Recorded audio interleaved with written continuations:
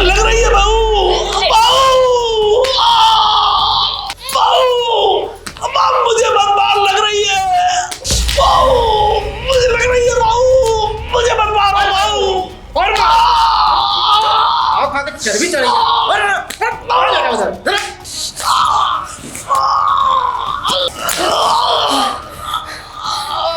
बुड्ढे, बहुत चर्बी चढ़ी हुई है ना तुझे। बोल, बताएगा अपने बेटे को मेरे बॉयफ्रेंड के बारे में? बोल। बताऊंगा, मैं अब जरूर बताऊंगा अपने बेटे को। मुझे बहुत तेज लग रही है बहू, छोड़ दे। बुड्ढे, तुझ पे खा खा के जितनी चर्बी चढ़ रही है ना, उतना तू सठिया गया है, समझा? वो तेरा बेटा, वो तो चला जाता है बॉर्डर पे, और मैं यहाँ तेरी वजह से परेशान रहती हूँ। बहू, जब मेरे बेटे को तेरी हरकतों के बारे में पता चलेगा ना, तो वो तेरा क्या असर करेगा, तू सोच लेना। तू तेरा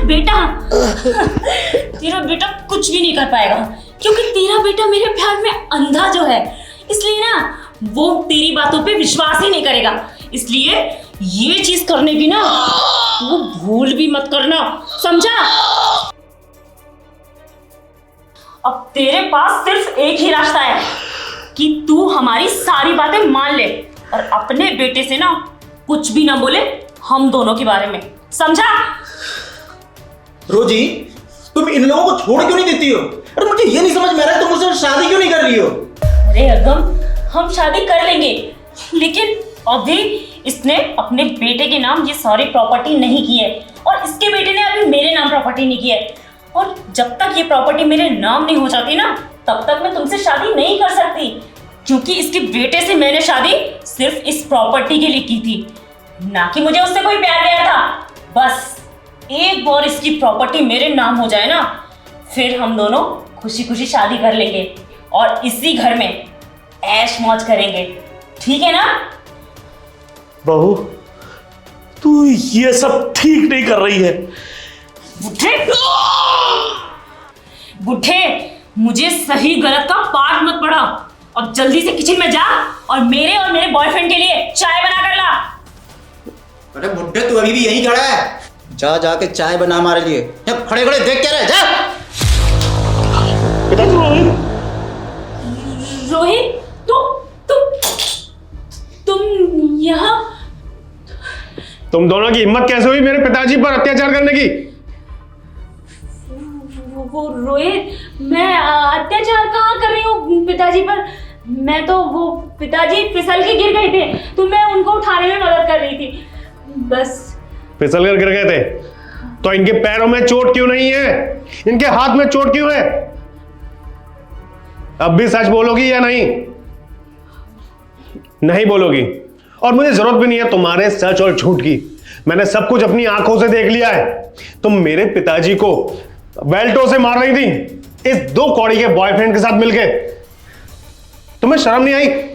पिता समान है तुम्हारे वो, और उन पर अत्याचार कर रही थी तुम, उनको मार रही थी, उनको पीट रही थी तुम। क्या कमी रह गई थी उनके प्यार में? और ये मैं फौज में इसलिए था ताकि तुम खुश रहो, मेरे पिताजी खुश रहें, और तुम इसके साथ रंगरेलियां मना रही थी, इसके साथ लाइफ को प्लान कर रखा था तुमने। तो मैं क्या था तुम्हारी लाइफ में? कुछ नहीं। मन तो करा तुम्हें भी। नहीं नहीं रोहित बेटा, लड़कियों पे हाथ नहीं उठा दे। अरे पिताजी, ये आपको बेल्टों से मार रही थी और आप फिर भी इसको बचा रहे हैं। नहीं नहीं बेटा, इसको इसके कर्मों की सजा भगवान देगा। तू इस पर हाथ मत उठा बेटा। देख लिया तुमने मेरे पिताजी पर कितने अत्याचार किए, उसके बावजूद भी वो तुम्हें बचा रहे हैं। वैसे तुम इस घर में रहने के लायक नहीं हो, तुम्हें ये प्रॉपर्टी चाहिए थी ना, वो तो तुम्हें मिलने से रही। अगर तुम अपनी जान की खैर चाहती हो और ये नहीं चाहती कि तुम्हारी सारी जिंदगी जेल में बीते, तो निकल जाओ यहां से अपने इस 2 कौड़ी के बॉयफ्रेंड को साथ में लेकर। जा रही हो या मैं पुलिस को बुलाऊं?